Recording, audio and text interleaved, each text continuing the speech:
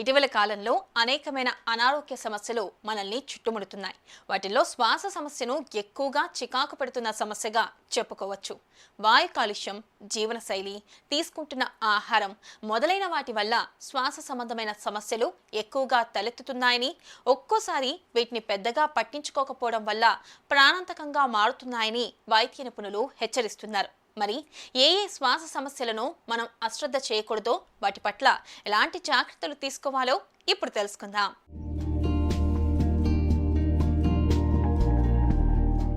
శ్వాస ఆడకపోవటం అనేది అనేక కారణాల వల్ల వచ్చే సమస్య.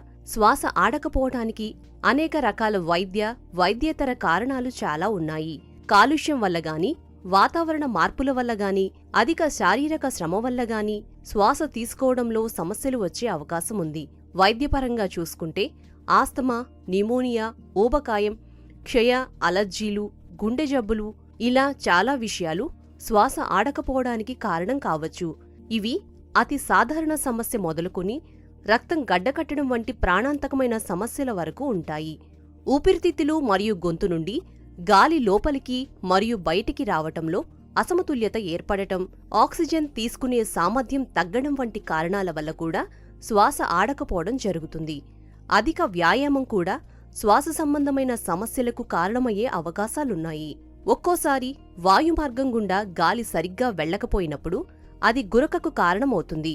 కొన్నిసార్లు ఊపిరి పీల్చుకున్నప్పుడు అది ఈలలు వేస్తున్నట్లు అనిపించొచ్చు. న్యూమోనియా, బ్రాంకైటిస్ వంటి వ్యాధుల్లో దగ్గు రావడం, రక్తం పడటం లాంటి లక్షణాలు కనిపిస్తాయి. శ్వాస సమస్య అనేది ఎలా ఉంటుందో మొదలు అది తెలుసుకోవాలి.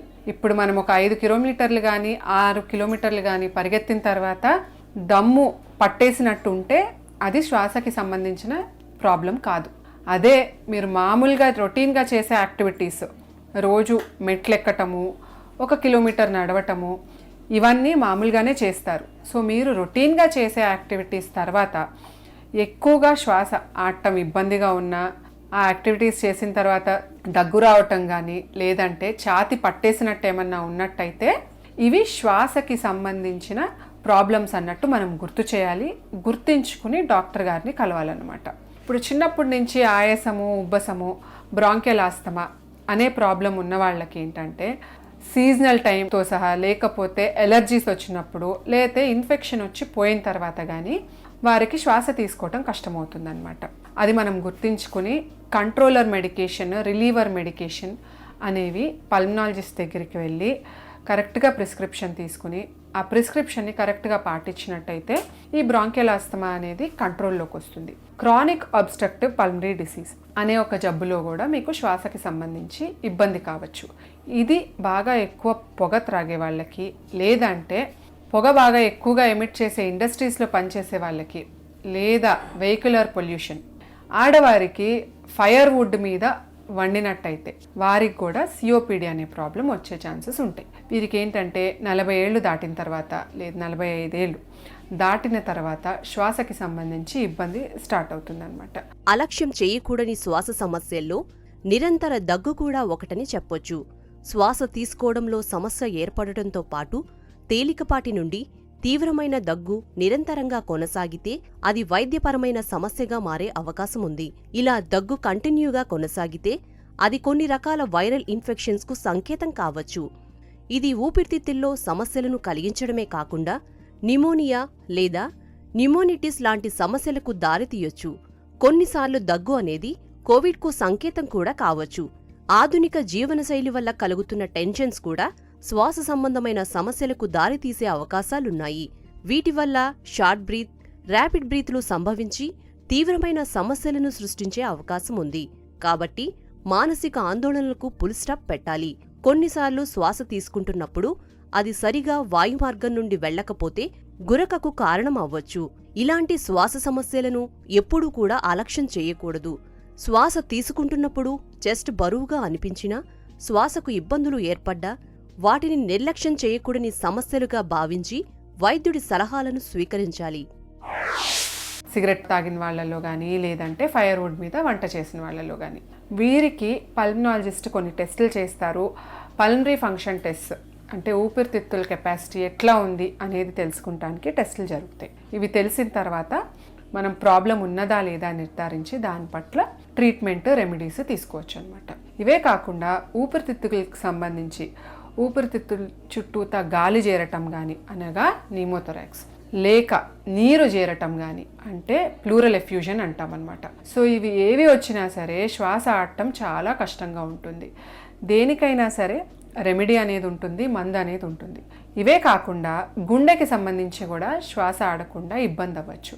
గుండెకి సంబంధించి హార్ట్ అటాక్ వచ్చి హార్ట్ ఫంక్షన్ బాగా తగ్గిపోయి పంపింగ్ కెపాసిటీ తగ్గినట్టయితే కూడా పేషెంట్కి ఆయాసం అనేది ఉంటుంది. బాడీలో ఉన్న రక్తము ఆక్సిజన్ క్యారింగ్ కెపాసిటీ అనేది హిమోగ్లోబిన్ తగ్గంగానే తగ్గిపోతుంది అన్నమాట. దానివల్ల బాగా ఆయాసపడుతూ ఉంటారు. సో మీరు ఇప్పుడు బ్రాడ్గా ఊపిరితిత్తులకు సంబంధించిన ఆయాసము, గుండెకి సంబంధించిన ఆయాసము, లేదంటే ఎనీమియా హిమోగ్లోబిన్ తక్కువగా ఉన్నప్పుడు వచ్చే ఆయాసం గురించి తెలుసుకున్నారు. సో ఆయాసం అనేది మీరు చేసే రొటీన్ యాక్టివిటీస్ కంటే ఎక్కువగా రొటీన్గా చేసే యాక్టివిటీస్లోనే ఎక్కువగా ఆయాసం అనిపిస్తున్నట్టయితే కంపల్సరీ డాక్టర్ గారిని కలిసి మీకు ఏంటి ఇబ్బంది అనేది తెలుసుకోవాలి. శ్వాస మనిషి జీవించడానికి కీలక పాత్ర పోషిస్తుంది. ఇటీవలి కాలంలో చాలామంది శ్వాస సంబంధమైన సమస్యలతో తీవ్రమైన ఇబ్బందులు ఎదుర్కొంటున్నారు. ఈ శ్వాస సమస్యల నుంచి విముక్తి పొందడానికి అత్యుత్తమమైన మార్గం గాఢంగా ఊపిరి పీల్చుకోవటం. ఇలా చేయటం వల్ల శారీరక ఆరోగ్యంతో పాటు మానసిక ఆరోగ్యానికి చాలా మేలు జరుగుతుందని నిపుణుల అభిప్రాయం. ప్రతిరోజు ఇలా చేయటం వల్ల చాలా ప్రయోజనాలున్నాయి.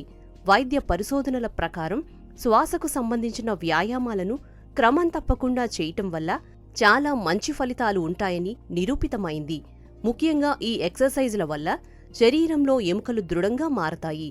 గాఢమైన శ్వాస వ్యాయామం శరీరాన్ని, మనసును ప్రశాంతపరిచి ప్రశాంతమైన నిద్రకు దారితీస్తుంది. శ్వాసక్రియ రక్తంలోని ఆక్సిజన్ను ప్రభావితం చేసి వాటి సామర్థ్యాన్ని మెరుగుపరచడమే కాకుండా మనిషి శక్తి స్థాయిలను పెంచుతుంది, మానసిక ఆందోళనను దూరం చేస్తుంది.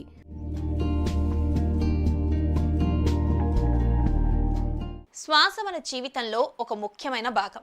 మనిషి జీవించడానికి ఇది కీలక పాత్ర పోషిస్తుంది. అయితే చాలా మంది వివిధ కారణాల వల్ల ప్రస్తుతం శ్వాస సంబంధమైన వ్యాధులతో తీవ్ర ఇబ్బందులు పడుతున్నారు. ఈ సమస్యల నుంచి విముక్తి పొందడానికి వైద్యుల సూచనలను, సలహాలను పాటిస్తే హాయిగా ఊపిరి తీసుకోవచ్చు.